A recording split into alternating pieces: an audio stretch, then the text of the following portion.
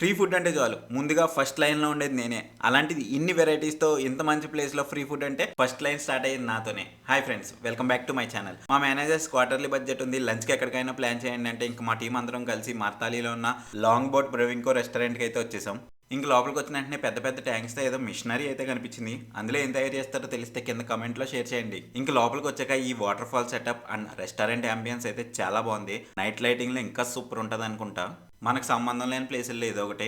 ఇంక లోపలికి వచ్చాక చేతికి ఒక ట్యాగ్ వేసి యుద్ధానికి అయితే సిద్ధమమ్మని చెప్పారు. ఇంక ఇక్కడ వచ్చేసి బఫే, వాళ్ళు పెట్టిన వెరైటీస్ ఎంతైనా ఎన్నిసార్లు అయినా తినచ్చు. ఇంక వెళ్ళిపోయేటప్పుడు ఒక్కొక్కరికి ₹1000 అయితే కట్టేసి వెళ్ళిపోవాలా.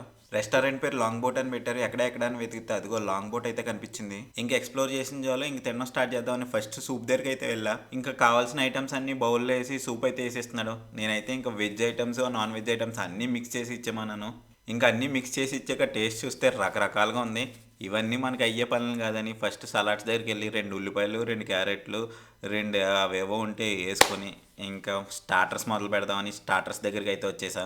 ఇంకా స్టార్టర్స్ అయితే వెజ్ అయితే 6 ఐటమ్స్, నాన్ వెజ్ అయితే 6 ఐటమ్స్ అయితే పెట్టారు. ఇంకా వెజ్ నాన్ వెజ్ అని తేడా లేకుండా కనిపించినట్టు రెండు అయితే ప్లేట్లు అయితే అరేంజ్ చేసి పెట్టా.